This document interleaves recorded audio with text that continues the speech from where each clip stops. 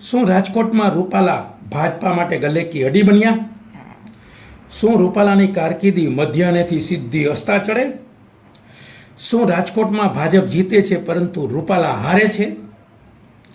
શું 2022 ધારાસભાનું પરિણામ રૂપાલા માટે માથાનો દુખાવો છે? શું ક્ષત્રિય સમાજે રાજકોટમાં પોતાની તાકાત બતાવી? આ બધા જ પ્રશ્નોના ઉત્તર મેળવવા તમારે જોવો રહ્યો અમારો આર્ટિકલ. અમને શક્તિ પૂરી પાડવા અમારી ચેનલને લાઈક કરો, સબસ્ક્રાઇબ કરો અને શેર કરો. 2024માં રાજકોટ લોકસભા સીટ માટે ભાજપે ફાયર બ્રાન્ડ નેતા રૂપાલાની પસંદગી કરીને અમરેલીથી આયાતી ઉમેદવાર ઉતાર્યા. જોકે કોંગ્રેસે પણ ભાજપાનું પુનરાવર્તન જ કર્યું, પરંતુ ફાયર બ્રાન્ડ નેતા રૂપાલા ગામઠી ભાષા માટે ખૂબ જ જાણીતા છે. વળી તેમની જીભ અવારનવાર વાર તહેવારે લપસવા માટે ખૂબ જ કુખ્યાત છે. સૂત્રોના જણાવ્યા મુજબ રૂપાલાએ ભાદરવાના ભીંડા, ગોધરિયા અને છબછબિયા જેવા શબ્દો લેવા પાટીદાર સમાજ માટે અવારનવાર વાપરેલા હતા. છતાં પણ લેવા પટેલોએ 2024ની ચૂંટણીમાં આ શબ્દોની વસૂલાત કરી નહીં હોય એવી આશા રાખીએ. એટલું જ અધૂરામાં પૂરું હોય તેમ ક્ષત્રિય સમાજ માટે વિધર્મીઓ સાથે રોટી બેટીના વ્યવહારની વાત કરીને રૂપાલાએ ભાંગરો વાટ્યો. અન્ય કોઈ પણ બાબત હોય તો જતું કરનારો ક્ષત્રિય સમાજ રોટી બેટીના વ્યવહાર પર અડગ રહ્યો. રૂપાલાએ ક્ષત્રિય સમાજની માફી માગી, પરંતુ માફી માંગતી વખતે દલિત સમાજનું ઘસાતું બોલીને બુદ્ધિનું દેવાળું કાઢી નાખ્યું. આવી વ્યક્તિ 40 વર્ષોથી અમરેલી ભાજપમાં નેતાગીરી કરે છે. 2024 લોકસભા કેમ્પેનમાં રાજકોટના રેલવે સ્ટેશનને અત્યાધુનિક બનાવવાની વાતો કરનારા રૂપાલા 40 વર્ષથી અમરેલી માટે સામાન્ય રેલવે સ્ટેશન પણ લાવી શક્યા નથી એ હકીકત છે. તાર્કિક રીતે જોઈએ તો રૂપાલા માટે રાજકોટ કાંટે કી ટક્કર છે.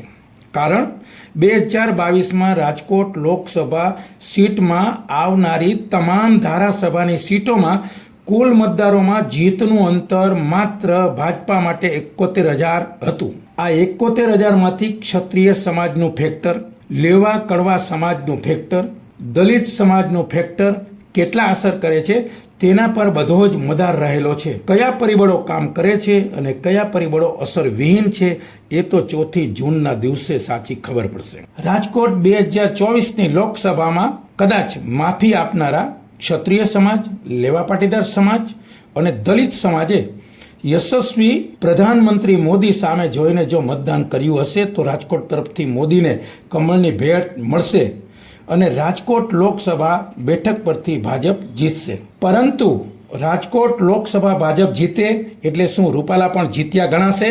નહીં, ખામોશ. ભાજપ જીતશે, પરંતુ રૂપાલા પોતે અંગત રીતે હારશે. કારણ લોકસભા પછી સીધી જ સ્થાનિક સ્વરાજની એટલે કે ગ્રામ પંચાયત, તાલુકા પંચાયત, જિલ્લા પંચાયત વગેરેની ચૂંટણી આવશે. ત્યારે રૂપાલા ફેક્ટર અસર ન કરે એ માટે ભાજપ રૂપાલાને શોભાના ગાંઠિયા બનાવીને ઘરે બેસાડી દેશે. રૂપાલાને કેન્દ્રમાં મંત્રી પદ પણ મળશે નહીં. તેનો પરચો વડાપ્રધાન મોદીએ સુરેન્દ્રનગરની અંદર આપી દીધો છે.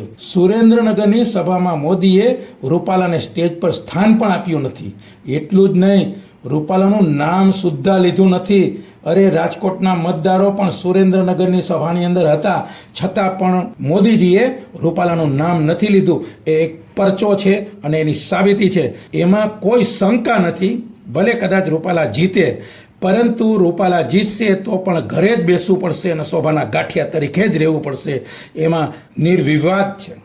ચૂંટણી પછી રૂપાલાએ 4થી વખત ક્ષત્રિય સમાજની માફી માગી. આ 4થી માફી ઘણું બધું સૂચવી જાય છે અને અમે જે કીધેલું છે એની સાબિતી છે કે રૂપાલા શોભાના ગાંઠિયા જ બનશે.